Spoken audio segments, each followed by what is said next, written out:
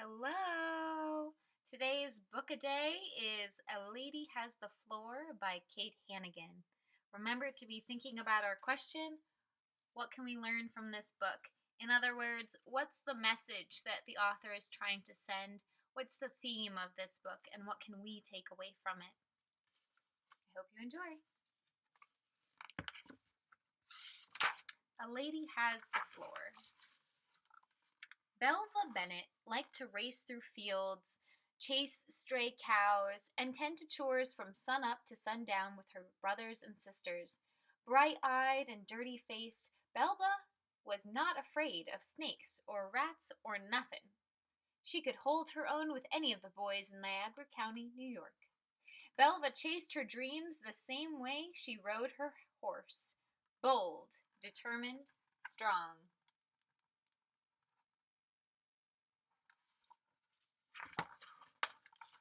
Belva was smart, too. At 14, she untied her girlish braids and took a job as head teacher at the one-room schoolhouse. Belva led the students in spelling and sums, but when payday came, she was shocked to discover that her salary was half what male teachers earned. Are women not worth the same as men? Belva spent her whole life asking that question. Has God given to one half of his creatures talents and gifts that are but as mockery wings, but not to fly?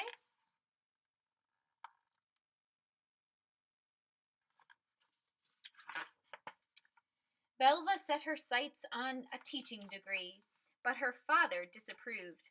College is for men. No women allowed. Belva packed her bags, wanting to see for herself.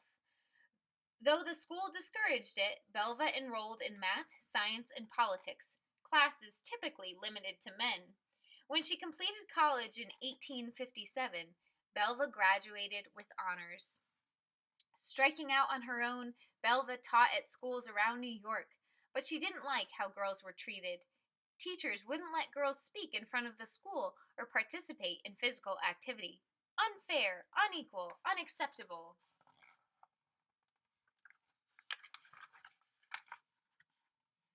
Chin up, voice steady.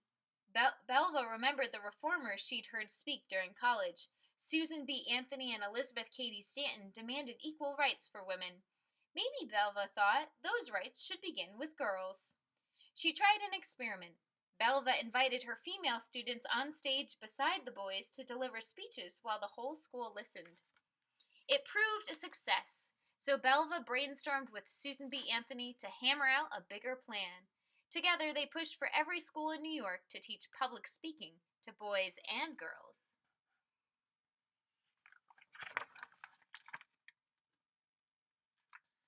Belva didn't stop there. Remembering her rough-and-tumble farm days, she insisted on physical activities for girls just like for boys. Gymnastics, nature hikes, ice skating. Soon all her students were allowed to tumble, trek, glide, and play. I believe that a woman should be equal to a man. Both should be independent.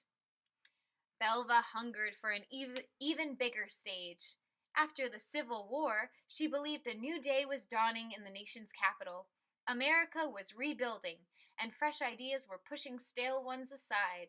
So she waved goodbye to New York and moved to Washington, D.C., lugging her tapestry bags, heavy trunks, and big dreams. Equal pay for equal work. Women should have the vote.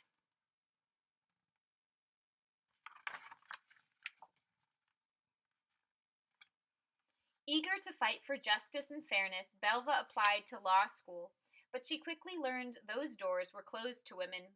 Belva kept knocking. She heard no again and again until finally one law school said yes. Belva and 14 other women pushed through the doors and into the classrooms. I always wanted an education, even when a girl. Her lamp burning late into the night, Belva read, wrote, and memorized, but the school blocked women from attending lectures and studying with men. One by one, the other women began to quit. When it came time for graduation, the male students refused to sit beside remaining women on stage. No women! Embarrassing! Ridiculous!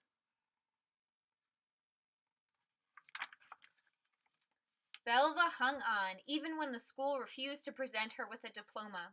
I was not to be squelched so easily. In September 1873, Belva wrote a letter to the president of the university. His name was Ulysses S. Grant. And he was also president of the United States. I have passed through the curriculum of study in this school and am entitled to and demand my diploma. Days later, Belva opened her door to a special delivery. It was her diploma, with President Grant's swooping signature clear to see. Belva stood proud as one of the first women in America to earn a law degree.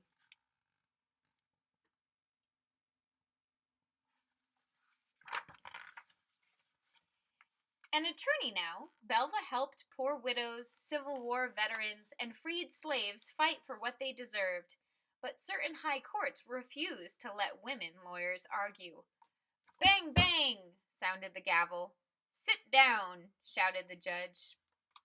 Fight, fight, fight everlastingly, not with your claws and fists, but with your wits. Belva protested to the U.S. Supreme Court, the highest court in the land.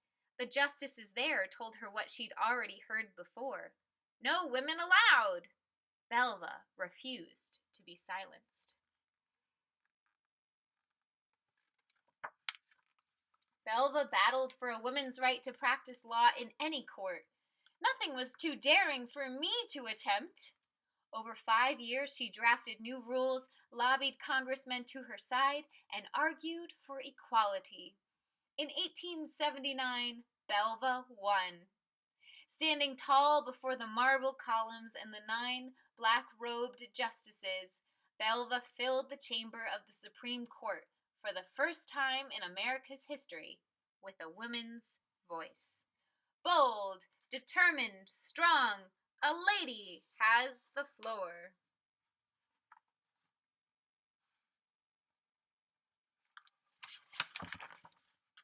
Working in her office, Belva noticed men riding past on horseless vehicles.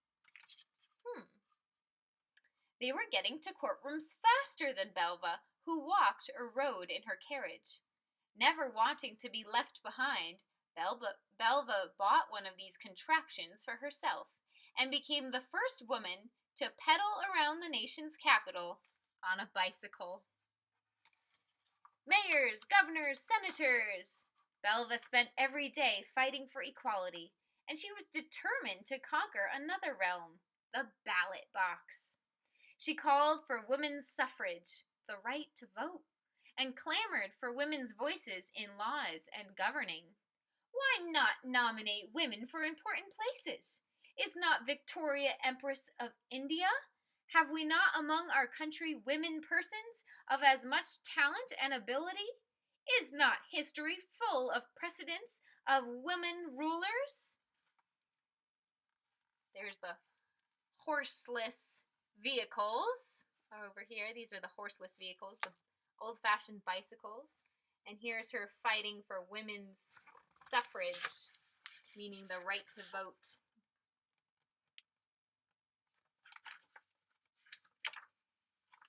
It is quite time that we had our own party, our own platform, and our own nominees. We shall never have equal rights until we take them, nor respect until we command it.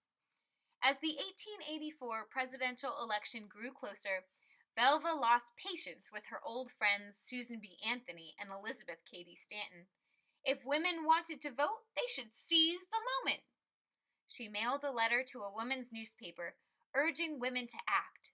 Editor Marietta Stowe shared Belva's ideals. Having run for governor of California in 1882, Marietta was ready to see women enter political contests. Marietta fired a letter right back. It said the National Equal Rights Party was nominating Belva for president and Marietta as her running mate. It was September, only 2 months until the election.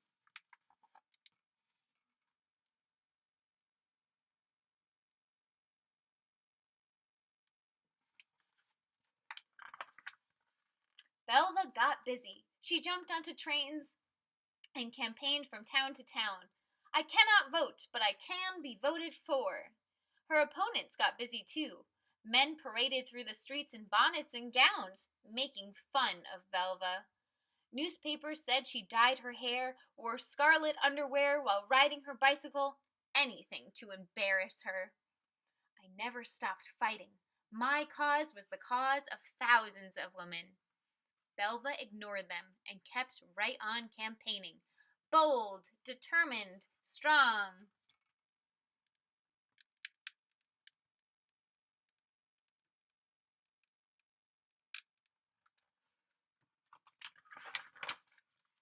I was ready to stand. It was not for the number of votes I should get, but for the chance to prove that a lady can be a candidate. When Election Day arrived in November 1884, Belva's name was printed in clear letters as a strong statement as any she'd made in classrooms and courtrooms.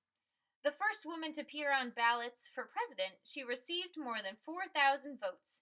It wasn't enough to beat Grover Cleveland for the White House, but it was enough to start people thinking.